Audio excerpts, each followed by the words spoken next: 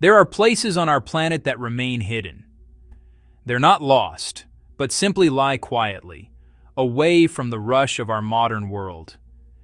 These places exist in the vast blue emptiness of the ocean, just waiting to be found. One such place is a tiny speck of land in the immense Pacific. It's an island called Nauru. It's a name spoken by few, a destination for even fewer. The maps show it as a mere dot, like a punctuation mark in the endless sentence of the sea. But to arrive here is to feel as though you've reached the very edge of the known world, a place where the familiar rules of time and distance no longer seem to apply. The journey to Nauru is, honestly, a lesson in isolation. Great distances must be crossed. Hours become days over an unchanging expanse of water, and then it appears, a smudge of green and white on the horizon, ringed by a brilliant turquoise halo. It's so small, you could walk its entire coastline in a single day. Yet this smallness holds a great mystery. It is the world's least visited country, a place that has kind of slipped through the cracks of global attention. What secrets does it hold? What stories are waiting to be told on this solitary island, so far from everywhere else? As one draws closer, the sounds of the outside world begin to fade. The constant hum of our busy lives is replaced by something more ancient, more elemental. The whisper of the wind as it combs through the fronds of coconut palms. The rhythmic crash of waves against the coral reef, a sound that has marked the passing of millennia. This is the island's heartbeat. It's a slow, steady pulse that governs the pace of life here. To step onto its shores is to agree to its rhythm, to leave behind the urgency of the world you've left far behind. The air itself feels different here. It's thick with salt and the scent of tropical flowers, heavy with the humidity of the equator. There is a stillness that hangs over the island, a sense of profound quiet. It's a quiet that invites you to listen more closely, to listen to the land, to the sea, and to the people who call this remote outpost home. Nauru is not a place of grand monuments or bustling cities. Its treasures are more subtle. They are found, really, in the quiet moments, in the shared glances, in the enduring spirit of an island that time seems to have forgotten. If you enjoyed this journey into the mysteries of Nauru, be sure to subscribe to our channel for more stories from the world's most hidden places. Your support helps us bring you more unique adventures. The island is encircled by a protective ring. A formidable barrier of coral reef stands guard against the might of the Pacific. At low tide, the reef reveals its secrets. A wide, flat platform of ancient coral, pockmarked with pools of vibrant life. Small fish, no bigger than a finger, dart between the intricate structures. Crabs scuttle sideways, their shells a perfect camouflage against the rock. This reef is not just a barrier, it is the island's lifeline. It has provided food and protection for generations, a constant and reliable presence in an ever-changing world. The water here is a spectacle of color. It shifts from the deepest sapphire blue in the depths to a brilliant, almost impossible turquoise in the shallows. The clarity is just breathtaking. One can look down from the surface and see the sandy bottom many meters below, where rays of sunlight dance and create shifting patterns. This is the ocean in its purest form. It is both a provider and a constant reminder of the island's isolation. Look in any direction, and there is only the endless, unbroken horizon of the sea stretching out to meet the sky. Life in the water moves at a different pace. It's slow, deliberate, and graceful. A sea turtle might glide past, its movements unhurried, its ancient eyes seemingly full of wisdom.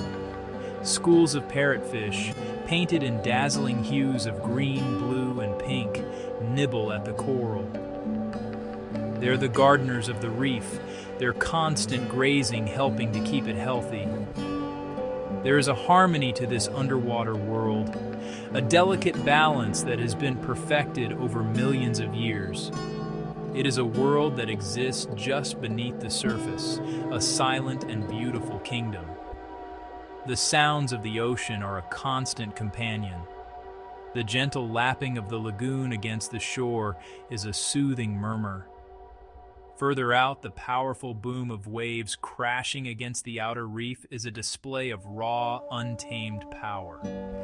At night, when the island is draped in darkness, these sounds become even more pronounced. They are the voice of the island, a symphony of water and wind that has played for countless ages. It's a sound that speaks of immensity, of solitude, and of the enduring power of nature.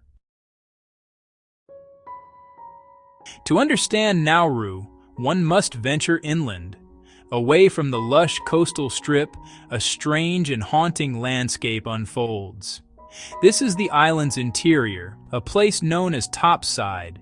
Here, the ground is covered by a forest of jagged limestone pinnacles. They rise from the earth like ancient weathered teeth, some reaching several meters into the air. This bizarre, moon-like terrain is a legacy of the island's past. It is a silent testament to a history that has profoundly shaped both the land and its people. These pinnacles are all that remain after decades of intensive phosphate mining. For much of the 20th century, Nauru was a source of immense wealth. The island, formed over millennia from bird droppings, was rich in high-grade phosphate, a key ingredient in fertilizer. The world came here to dig, to extract this precious resource. The mining stripped away the island's topsoil, leaving behind this skeletal landscape. It is a stark and powerful reminder of the cost of that wealth, a scar etched deep into the heart of the island. Walking through the pinnacle fields is a surreal experience. The air is still and quiet. There's little vegetation here, save for a few hardy trees and shrubs that cling to life in the crevices of the rock. The sun beats down, reflecting off the pale gray limestone. It feels like a place from another world, a landscape both beautiful and desolate. It is a man-made desert, a geological wound that may take centuries, if not millennia, to heal. The silence here is heavy with the weight of history. Yet, even in this scarred environment, life finds a way. Frigate birds, with their vast wingspans, soar effortlessly on the thermal currents rising from the heated rock. Their dark silhouettes are a striking contrast against the bright sky. They nest among the pinnacles, raising their young in this strange, rocky labyrinth. Their presence is a sign of resilience. It's a reminder that nature is persistent, that even in the most damaged of places, the instinct for life, for survival, continues to beat strongly. The story of the phosphate is intertwined with the story of the Nauruan people. For a brief time, the mining boom made this tiny island one of the wealthiest nations on Earth, per capita. Money flowed in, and the traditional way of life was transformed. Fishing and subsistence farming gave way to a reliance on imported goods. The islanders enjoyed a standard of living that was the envy of the Pacific. But this prosperity was built on a finite resource. It was a golden age that could not last forever. When the phosphate ran out, the wealth disappeared. The trusts and investments failed. Nauru was left with a depleted landscape and a profound economic challenge. The transition from immense riches to sudden hardship has left a deep mark on the nation's psyche. It is a complex legacy, one that the people of Nauru grapple with every day. The easy abundance of the past has been replaced by a more difficult reality, forcing a re-evaluation of what it means to be Nauruan in the 21st century. This history has had a direct impact on the health of the population. With the loss of traditional food sources and the influx of processed imported foods, dietary habits changed dramatically. Today, Nauru faces one of the highest rates of obesity and type 2 diabetes in the world. This is not a simple matter of choice. It is a complex public health issue rooted in the island's unique economic and social history.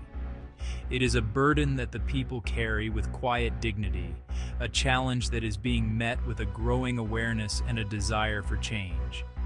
Despite these hardships, the spirit of the Nauruan people endures. There is a powerful sense of community here, a deep bond forged by shared history and isolation. Life is lived outdoors, in the company of family and neighbors. Children play along the dusty roads, their laughter echoing in the warm air. Elders sit in the shade, sharing stories and watching the world go by. There is a strength and a resilience here that is truly remarkable. It is the human spirit, refusing to be defined by the scars of the past. On the eastern side of the island lies Anibere Bay. It is a gentle curve of white sand, a place of stunning natural beauty. The bay is protected by a man-made harbor, a small opening in the reef that allows boats to come and go. This is one of the island's most important gathering places. It is where fishermen launch their boats in the early morning light, heading out to the deep water in search of tuna and wahoo. It is a place of work, of sustenance, and of connection to the sea. The bay is also a place of leisure and community. In the late afternoon, as the heat of the day begins to fade, families gather along the shore.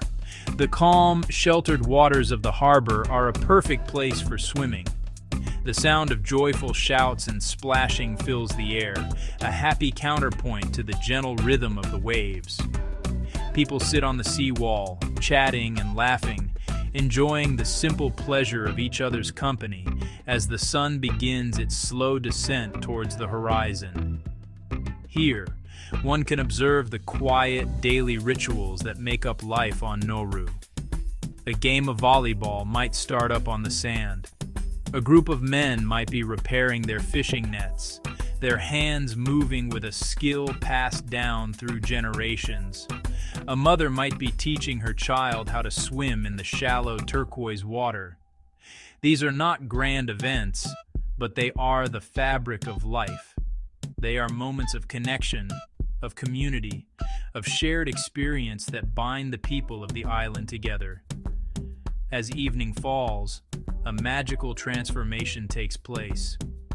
The sky above Anibere Bay becomes a canvas for the setting sun. The colors shift from fiery orange and deep red to soft pink and purple. The silhouettes of the palm trees stand starkly against the fading light. For a few precious moments, the world seems to hold its breath. It is a time of quiet reflection, a chance to appreciate the profound and simple beauty of this remote island paradise. It is a daily spectacle that never fails to inspire a sense of wonder. To leave Nauru is to carry a piece of its mystery with you. It is an island of profound contradictions, a place of breathtaking natural beauty and deep environmental scars, a history of unimaginable wealth and subsequent hardship, a people facing significant modern challenges, yet possessing an ancient and unbreakable spirit of community. It is not an easy place to understand. It defies simple labels and quick judgments. It asks you to look closer, to listen more carefully, to feel more deeply. The island's future is as uncertain as the vast ocean that surrounds it. The challenges are real.